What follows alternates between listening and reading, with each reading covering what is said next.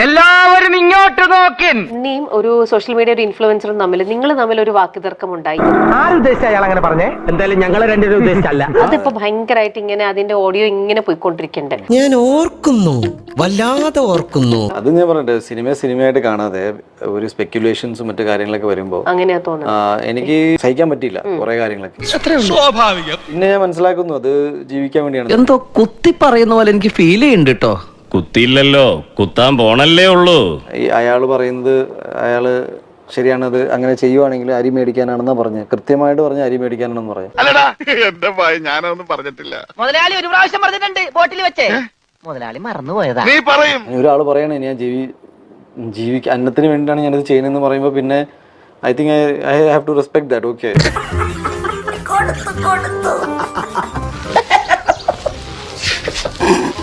ഒരാൾ പച്ചയ്ക്ക് പറഞ്ഞു ഞാനിത് ഇങ്ങനെയൊക്കെ ചെയ്യുന്നതും സംസാരിക്കുന്നതും എൻ്റെ ഊഹാബോധങ്ങൾ പങ്കുവെക്കുന്നതും അത് നിങ്ങളെ ഏത് രീതിയിൽ ബാധിച്ചാലും എനിക്ക് വിഷയമല്ല, ബിക്കോസ് ഞാൻ അരി മേടിക്കാനാണെന്ന്. തങ്കക്കുറവേ, നമ്മൾ ഈ നാണം കെടുത്തല്ലോ. തനക്ക് നാണം ഉണ്ടായിട്ട് വേണ്ടടോ നാണം കെടാൻ. നാണം കെട്ടോനെ. ഞാനും ജീവിക്കാൻ വേണ്ടി തന്നെയാണ് ഈ പണിയെടുക്കുന്നത്. പുള്ളിയും അത് ചെയ്യണേ. ഞാൻ ഒരുപാട് തെറിയൊക്കെ പറഞ്ഞിട്ടുണ്ട് പുള്ളി. എന്റെ അമ്മേ, ഇത്രയും പുളിച്ച തെറി ഞാൻ എന്റെ ജീവിതത്തിൽ കേട്ടിട്ടില്ല. എനിക്കൊന്നും ആയില്ല. എനിക്കെല്ലാമായി തൃപ്തിയായി. പുള്ളിയുടെ വീട്ടിൽ അച്ഛനും ഉണ്ടാവും, അമ്മയുണ്ടാവും, ഭാര്യ ഉണ്ടെന്ന് ഞാൻ മനസ്സിലാക്കുന്നു. സുഹൃത്തുക്കളെ, കുട്ടികളോ, ഈ അരി ആ വീട്ടുകാർ തന്നെ കഴിക്കണ്ടാവുക. അതൊക്കെ നാട്ടുകാർക്ക് അറിയാവുന്ന കാര്യമല്ല അല്ലേ?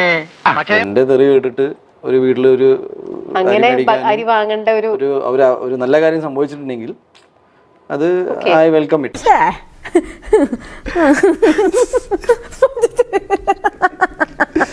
എനിക്ക് അത്രയും പറയാം. ബിക്കോസ് അയാൾ പറയാനില്ല ഞാൻ ഉറച്ചു നിൽക്കുന്നു ഇതിനാണെന്ന്. പക്ഷെ അരി മേടിക്കാനാണെന്ന് പറഞ്ഞപ്പോ പിന്നെ ഞാൻ സത്യത്തിൽ അന്നോട്ട് പിന്നെ എനിക്കൊന്നും പറയാൻ പറ്റാത്ത അവസ്ഥയായി പോയി. നിർത്തിയ നിറഞ്ഞു. ഒരു പഴം കൂടി താങ്ങൂല്ലേ? താങ്ങൂല. അയ്യോ സാറേ ഒന്ന് കൈവെക്കാം. പിന്നെന്താ മതിയോ? എന്നാ ഞാൻ പൊക്കോട്ടെ. വേണ്ട, ഞാൻ പോവാം. വേണ്ട, ഞാൻ തന്നെ പൊക്കോളാം.